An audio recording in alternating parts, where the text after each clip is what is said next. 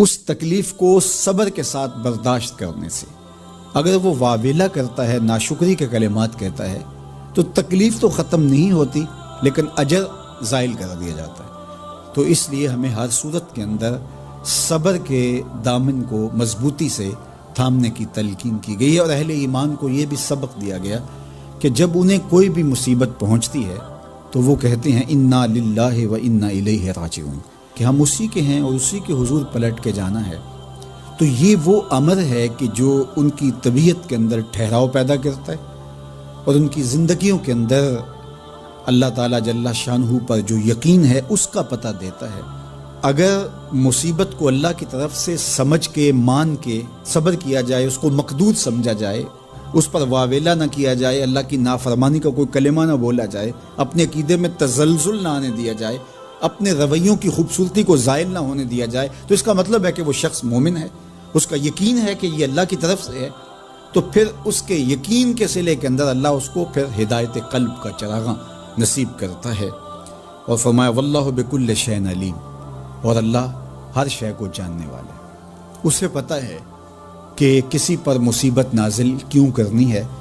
اور اس مصیبت سے اس کا امتحان لینا مقصود ہے، اس کے درجوں کو بلند کرنا مقصود ہے، اس کے گناہوں کو معاف کرنا مقصود ہے، اس کو کسی آزمائش میں ڈال کر کے اس کو مزید کندن بنانا مقصود ہے، یا اس کا کیا مقصود ہے، اس کو سزا دینا مقصود ہے، یہ اسے پتہ ہے۔ تمہارا رب تمہاری طرف آنے والی جو تکلیفیں ہیں ان کے اندر ہزارہا پنہا حکمتوں سے واقف ہے۔ یہاں یہ بات بھی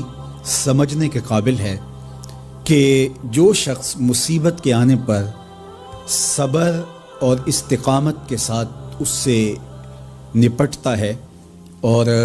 اللہ پر جو اس کا یقین ہے اس میں تزلزل پیدا نہیں ہونے دیتا، کل من عند اللہ، اے محبوب فرما دیجئے جو کچھ ہے وہ تمہارے رب کی طرف سے ہے، یہ اس کا خیال اور فکر ہے کہ یہ میرے اللہ کی طرف سے ہے، تو پھر اس مصیبت کو ٹالنے والا بھی وہی ہے۔ تو اگر یہ اس کا عقیدہ پختہ تھا تو پھر وہ مالک کی دہلیز چھوڑ کے، مالک کی چوکھٹ چھوڑ کے کسی اور دہلیز پہ نہیں جائے گا،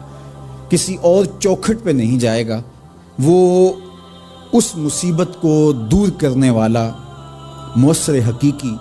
اللہ کو ہی جانتا ہوگا، اور اسی کے حضور دعائیں کرے گا، التجائیں کرے گا، کسی شرک کا ارتکاب نہیں کر سکتا ہے، اور وہ مالک کی دہلیز سے کبھی روح گردانی نہیں کر سکتا، بلکہ اس تکلیف کے آنے سے وہ اپنے رب کے ساتھ اور زیادہ جڑ جائے گا۔ اور اگر وہ صبر کرے تو یہ اس کا ایک مرتبہ ہے کہ وہ حوصلے کے ساتھ اس تکلیف کو برداشت کرے، اور دوسرا مرتبہ جو اس سے بڑھ کر ہے کہ اس پہ اللہ کی رضا کے سانچے میں اپنے آپ کو ڈھال لے کہ جے سونا میرے دکھ وچ راضی، میں سکھ نو چلے ڈاواں۔ اگر وہ اس بات پہ راضی ہے تو کوئی بات نہیں ہے، میں اس پہ راضی ہوں کہ میرے رب کی یہ رضا ہے۔ تو یہ دونوں چیزوں کا مل جانا، یا دونوں میں سے کسی ایک کا مل جانا،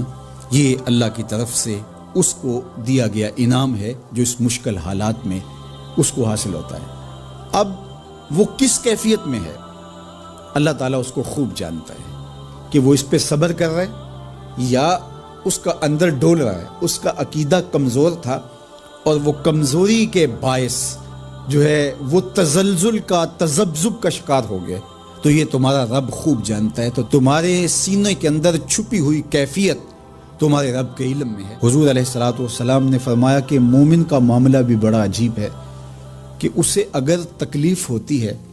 تو اس پر وہ صبر کرتا ہے، یا اسے خوشی ملتی ہے تو اس پر وہ شکر کرتا ہے، تو دونوں صورتوں میں اللہ اس کو اجر عطا کرتا ہے۔ اور یہ صرف شان مومن کی ہی ہے کہ وہ مصیبت پر صبر کرے، بلکہ فرمایا کہ مومن کے پاؤں میں کانٹا بھی چبھتا ہے تو اس کا بھی اس کو اجر دیا جاتا ہے، اس کے درجے بلند ہوتے ہیں، اس کے گناہ معاف کر دیے جاتے ہیں، اس کی خطاؤں سے درگزر کر لیا جاتا ہے۔ رسول کریم صلی اللہ علیہ وسلم نے ارشاد فرمایا اُعِدَتْ عَلَيَّ النَّارُ، میرے اوپر جہنم کو پیش کیا گیا، میں نے جہنم کا ملاحظہ کیا تو میں نے وہاں ایک عورت کو دیکھا، اس کی ایک بلی تھی، اس بلی کی وجہ سے اس کو میں نے عذاب میں مبتلا دیکھا۔ کیسے بلی کی وجہ سے اس کو عذاب دیا جا رہا تھا؟ اس نے بلی کو باندھا ہوا تھا، قید کیا ہوا تھا، نہ تو اس کو وہ کوئی دودھ دیتی تھی، کوئی اس کو کھانے کے لیے چیز دیتی تھی، اور نہ ہی اس کو چھوڑتی تھی۔ کہ وہ زمین کے کیڑے مکوڑے کھا کے اپنے پیٹ کی آگ بجھا سکے، یہاں تک کہ وہ بلی بھوک کی وجہ سے مر گئی۔ رسول اللہ فرماتے ہیں بلی کی اس مالکہ کو میں نے جہنم کی آگ میں جلستے ہوئے دیکھا۔ اور عمر بن عامر الخزائی، بنو خزاعہ کا شخص عمر، اس کو میں نے دیکھا اپنی انتڑیوں کو جہنم کی آگ میں دھکیل رہا ہے۔ اس کی انتڑیاں نکلی ہوئی ہیں اور جہنم کی آگ میں گھسیٹتی ہوئی اس کی انتڑیاں جا رہی ہیں۔ یہ پہلا شخص تھا جس نے صائبہ بنائے تھے، جانوروں کے کان چیر دیے اور بتوں کے نام پہ چھوڑ دیے، یعنی سب سے پہلے بت پرستی کا آغاز عرب میں کرنے والا بنو خزاعہ کا عمر بن عامر یہ تھا۔ تو اس کو میں نے حضور نے فرمایا دیکھا کہ یہ جہنم کی آگ میں جلس رہا ہے، چونکہ اب جتنے بھی لوگ بت پرستی کریں گے ان سب کا گناہ عمر بن عامر کے نامہ اعمال میں درج ہوگا، ان کو بھی گناہ ملے گا جو بت پرستی کرتے ہیں۔ اور چونکہ ایجاد اس نے کیے تھے، بت اس نے بنائے تھے، تراشے اس نے تھے، پھر اس کے بعد اس نے جانور بتوں کے نام پہ چھوڑے تھے، چڑھاوے چڑھانے کا انداز اختیار کیا تھا، لہٰذا اس کو جو ہے وہ گناہ پہنچتا رہے گا۔ تو کہا میں نے اس کو عذاب میں مبتلا دیکھا۔ تو اگر خیر کی بنیاد رکھو گے نیکیاں ملتی رہیں گی، کھاتے کبھی بھی کلوز نہیں ہوں گے، اور اگر برائی کی بنیاد رکھو گے قیامت تک اس برائی پر جو عمل کرتے رہیں گے